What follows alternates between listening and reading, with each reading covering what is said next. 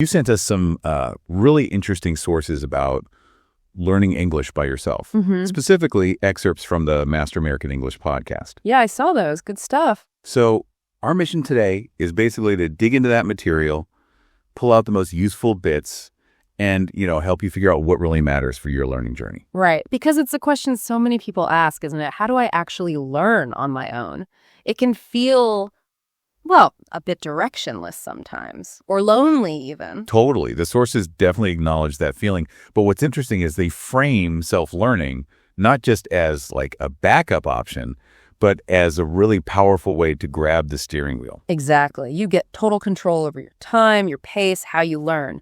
They argue it's maybe even the smart way to become independent with it. Becoming your own teacher, essentially. More the idea, yeah.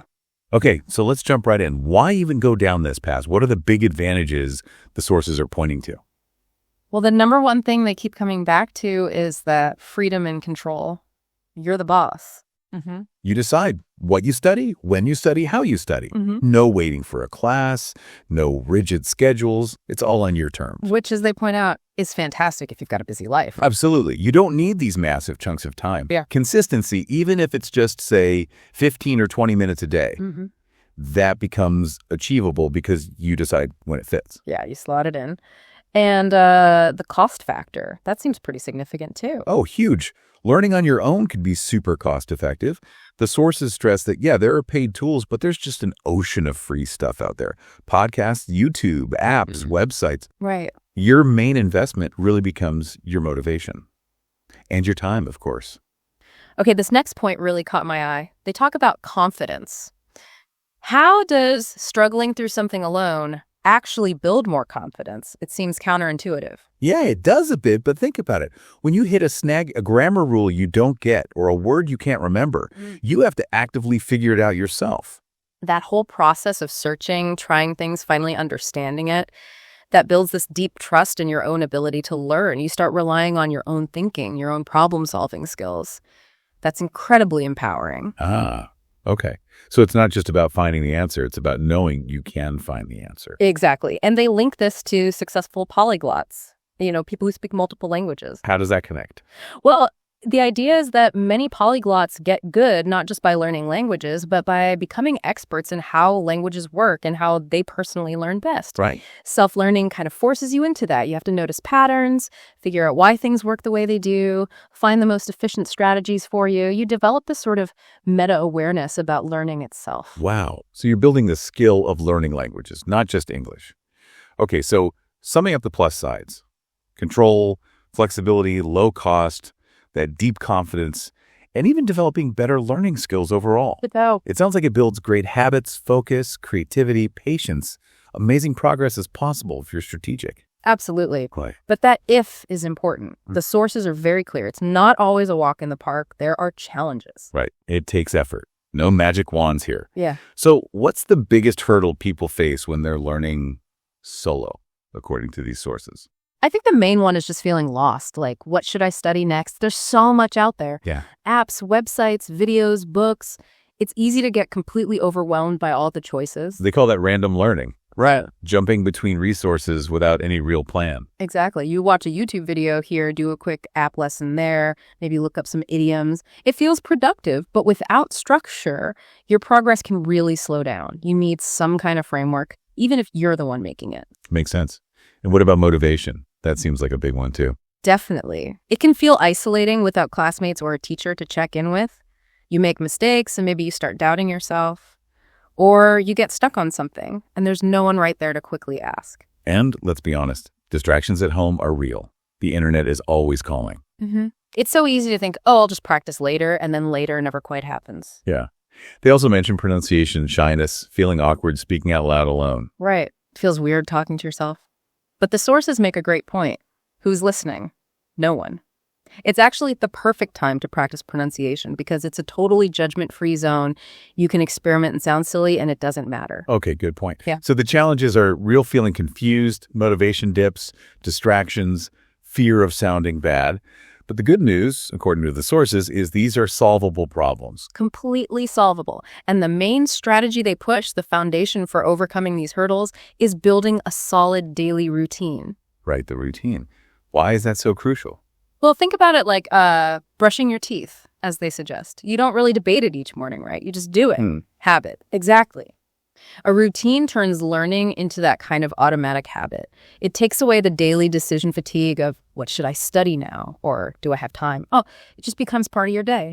Reduces stress, fewer excuses. And they stress this doesn't mean you need hours every day. No, absolutely not. Their examples show that even 10, 15, maybe 30 minutes of focused, consistent practice is really effective.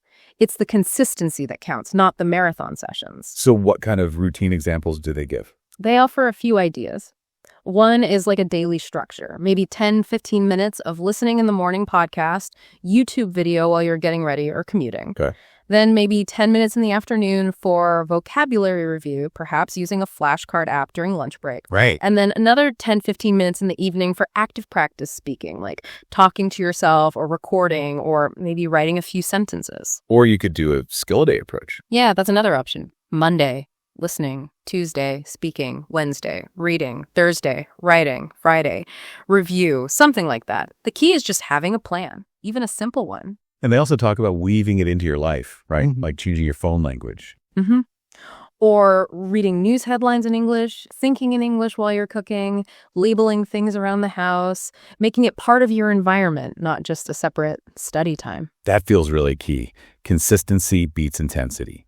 Build the habit, keep it light at first, and let it grow. That's it, exactly. And to make that routine stick and be more fun, the sources talk about the amazing toolkit available now. Ah, yes, the resources. Tools don't do the work, but they can make it smoother. Yeah. What's top of the list? YouTube gets a big mention. It's just overflowing with free lessons on everything: grammar, pronunciation, real conversations. You can find channels for any level, any interest. And they have that tip about using subtitles actively. Yeah, watch with subtitles first, but really follow along, listen and read together. It connects the sound to the text, requires focus, but it really helps. Okay, what about apps? Language learning apps like Duolingo, Memrise, Babbel, great for those short daily bursts of practice. Even 5 minutes makes a difference if you do it every day. And for vocabulary specifically, they really seem to like flashcard apps, especially Anki, because of spaced repetition. Yes, spaced repetition is brilliant. The app basically learns how well you know a word and schedules it to pop up again right before you naturally forget it. It's way more efficient for getting words into your long-term memory than just looking at a list over and over. Gotcha. And dictionary apps. Essential, like Cambridge or Oxford learners. Not just for meanings, but check the pronunciation. They usually have audio and look at the example sentences. Context is key. Podcasts and audiobooks are fantastic for listening practice.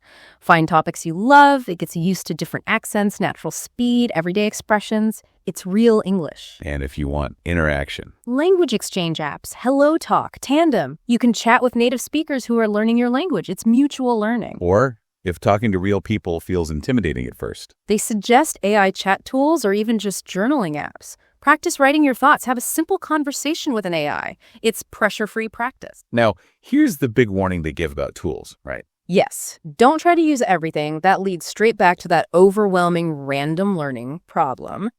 Pick maybe 2 or 3 tools that really fit your routine and your goals and stick with them. They support the system. They aren't the system itself. Okay, good advice. So you have your routine, you have a couple of key tools. How do you actually practice the core skills? Speaking, listening, reading, writing effectively when it's just you. This is where people often get stuck, especially with speaking. But the sources insist. Practicing speaking alone is super effective. No pressure, no embarrassment. So what are the techniques? They mentioned shadowing. Yes, shadowing is powerful. You listen to a short piece of audio, could be from a video, a podcast, and you immediately repeat it, trying to match the sound, the rhythm, the intonation exactly. Like being a parrot. Kinda, yeah. It feels funny at first, but it trains your mouth muscles and your ear at the same time. Great for pronunciation and flow. What else for speaking? Daily self-talk. Seriously, just talk out loud about what you're doing, what you're thinking, your plans for the day. Like, okay, I'm making coffee now. Exactly. Even simple stuff. What should I wear today? I need to go to the shop later. It forces you to think on your feet in English, pull out vocabulary, use grammar, like a mini conversation with yourself. Okay. And recording yourself. Yeah, use your phone. Record short voice notes or even videos of yourself talking. Then, and it's the hard part, listen back. Cringe factor. Maybe a little. But it's invaluable for catching your own mistakes, hearing your pronunciation clearly, and also tracking your progress over time. That's a huge confidence booster later on. Imaginary dialogues, too. Pretend you're ordering food, asking for directions, having a debate. Ask yourself questions and answer them. It's rehearsal. Okay, that covers speaking. What about listening? Rule 1. Do it every day, even a little bit. Choose stuff at your level initially, maybe slow down audio if you need it, then move to natural speed. Subtitles or no subtitles? Try listening without them first. See what you can catch. Then maybe listen again with them, or with a transcript to fill in the gaps. And they suggest repeating the same audio. Definitely. Listen to the same podcast episode or video clip 2 or 3 times.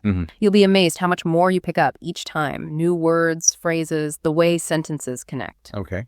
Reading. Start with things you actually enjoy. Stories, news articles about your hobbies, blogs, whatever. If you're interested, you'll understand more and remember more. Forget boring textbooks, unless you love them. And read out loud. Yeah, try reading passages out loud sometimes. It connects the visual words to the spoken sound, reinforcing both reading and pronunciation. And finally, writing practice.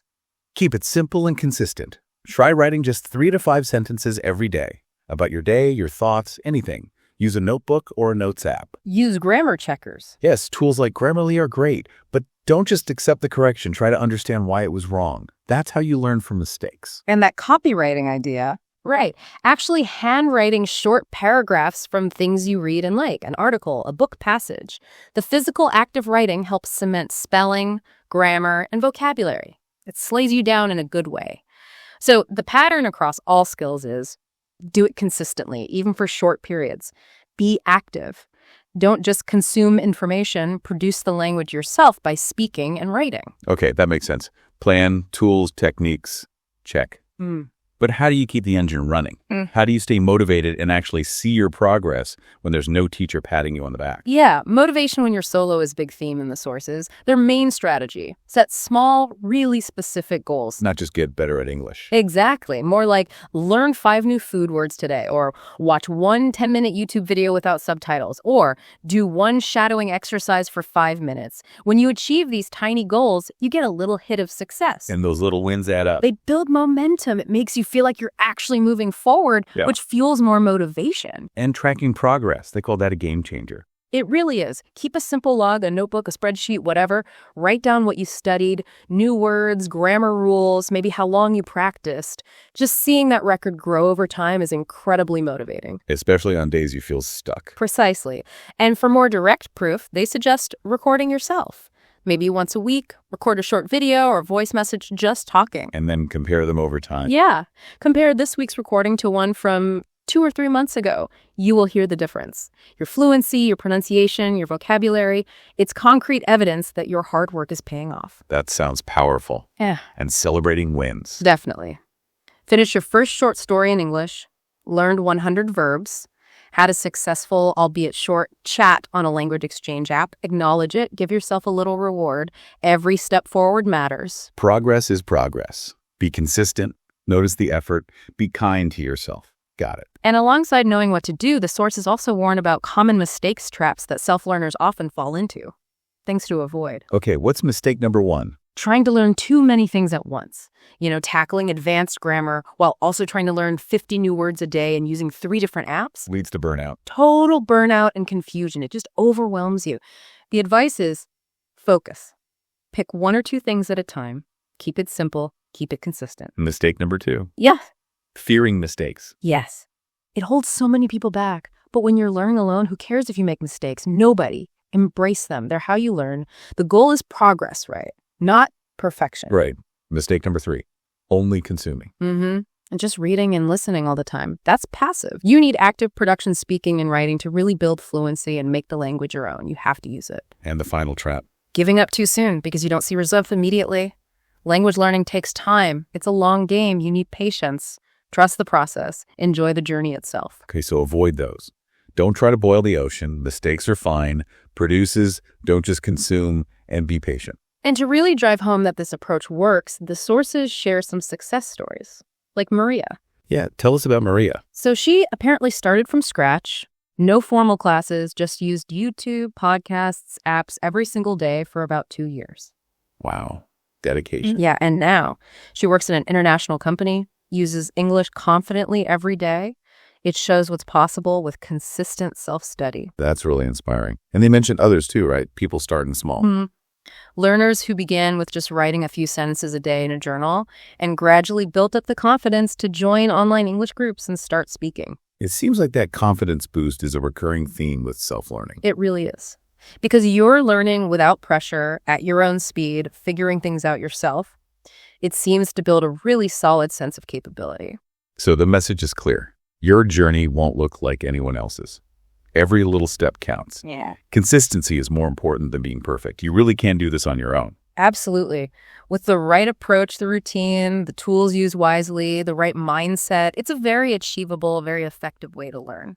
Okay, so as we wrap up this deep dive based on the sources you sent, the big picture is that learning English by yourself, yeah, it has its challenges, but it's incredibly powerful. It gives you control, builds great habits, and it's totally achievable. Definitely.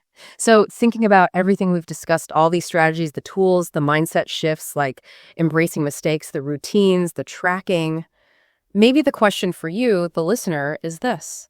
How could you take just one piece of your own self-learning and make it feel a little less like you're totally alone and maybe more like you're collaborating with all these resources, maybe even collaborating with the more fluent version of yourself you're working towards?